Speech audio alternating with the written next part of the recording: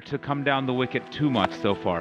দর্শক, থাইল্যান্ডের বিপক্ষে ম্যাচ দিয়েই নারী ওয়ানডে বিশ্বকাপের বাছাই পর্বের যাত্রা শুরু করেছে বাংলাদেশের নারী ক্রিকেট দল। আগে ব্যাটিং করতে নেমেই নিগার সুলতানা জ্যোতি, অভিষেক সেঞ্চুরি এবং ফারজানা ও শারমিনের দুর্দান্ত হাফ সেঞ্চুরিতেই যেন বিশ্ব রেকর্ড করেছেন বাংলাদেশের নারী ক্রিকেট দল এবং কি 3 উইকেটের ব্যবধানে 271 রান সংগ্রহ করেছিল বাংলাদেশের নারী ক্রিকেট দল। নারী ওয়ানডে বিশ্বকাপের এটাই ছিল সর্বোচ্চ রানের রেকর্ড। আর আগে গত বছরে নভেম্বরের আয়ারল্যান্ডের বিপক্ষে 4 উইকেট হারিয়ে 252 রান সংগ্রহ করে বাংলাদেশের নারী ক্রিকেট দল। এতদিন হয়ে বাংলাদেশের এই রানটি ছিল বিশ্ব রেকর্ডের তালিকায়। তবে যেন এবার চলতি মৌসুমে 252 রানের রেকর্ডটাকে ভেঙে 271 রানের এক বড়সড় রেকর্ড করেছেন বাংলাদেশের নারী ক্রিকেট দল। সেনোরা এখন 290 মিলিমিটার লং।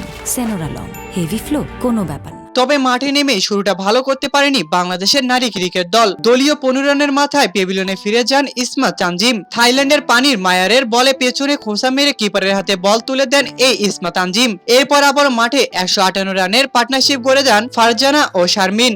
এই জুটিতে হাফ সেঞ্চুরি তুলে নেন ফারজানা। যদিও 50-র পর বেশিক্ষণ নিজেকে মাঠে টিকে থাকতে পারেননি ফারজানা। এরপর মাঠে নেমেই যেন আবারও লড়াইটা চালিয়ে গিয়েছেন বাংলাদেশের হয়ে শারমিন ও ফারজানা। আর এতেই যেন আবারও 2025-এর ওয়ানডে সিরিজে বিশ্ব রেকর্ড করেছেন বাংলাদেশের নারী ক্রিকেট দল।